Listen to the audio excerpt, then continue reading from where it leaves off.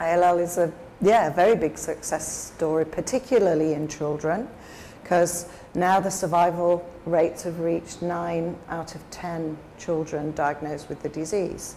But unfortunately, hence talking about adults, they don't have the same success. It's more like 50% survival in adults.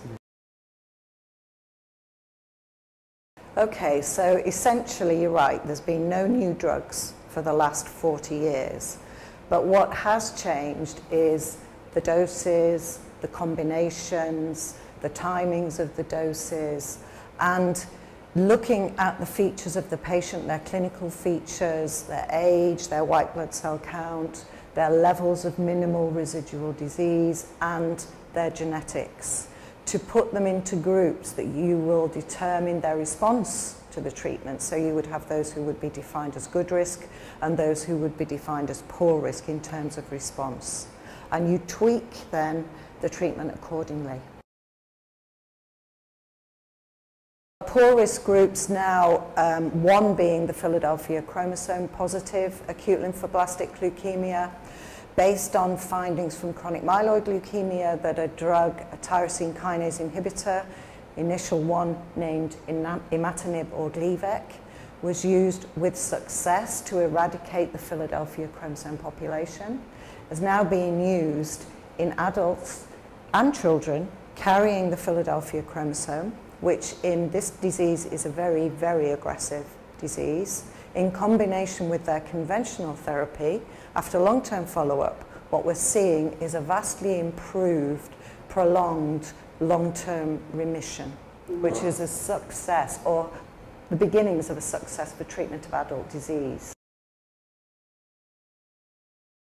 Yes, we're finding new targets, partly because we have a lot of novel technology available now. Next generation sequencing techniques are allowing us to find things that we just wouldn't have known before. We're looking at genetics as a broad picture, so a gene fits into a pathway, so it has a whole pathway of genes, and you look at the genes in the pathway instead of just individual genes. And then we can learn about molecules which will target this pathway.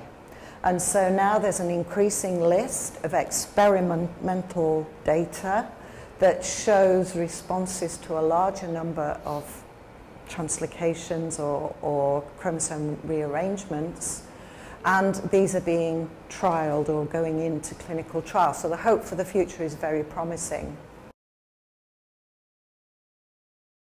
Of course, that's always a problem, that you might target one pathway, but cancer in general is a very complex disease where it involves many pathways. So you conquer one only to give rise to another one. And in a way, that's why our job is not yet done. I think we'll go on discovering new things, learning how these new things interact with the things we already know, and build up an increasingly complex picture.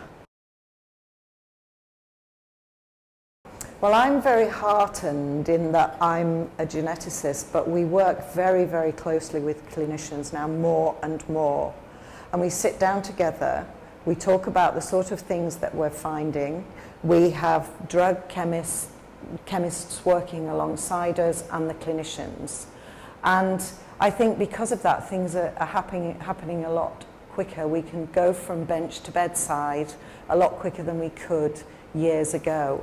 And we also have a lot of experience on which we can build, because you can take data from another type of cancer, and if you've got similar overlapping genes that are involved in ALL, you can try that therapy because you know how the patient's going to respond, side effects, etc.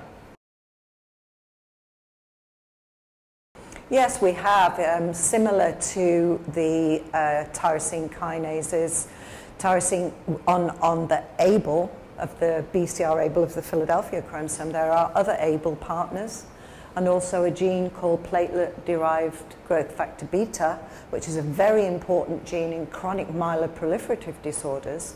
And these patients, chronic myeloproliferative patients, have been shown to respond really well to TKI, and particularly imatinib. So we're now finding this platelet-derived growth factor beta rearrangements occur in ALL, and we're starting to use imatinib on those patients with success. And we've now got a whole group of patients with a particular PDGFR beta translocation, completely refractory to conventional chemotherapy, normally would die. They're being treated with imatinib, and they're showing at least a short-term response of about 1 or 2 years is the latest data. So we're very excited. And quite recently, even here at the European Haematology Association, we've been hearing about some molecular keys that have made big differences in progression-free survival and overall survival in certain leukemias and lymphomas. Yes, that's true. And I think that in the next few years we'll see similar things with the worrying population of adults with ALL.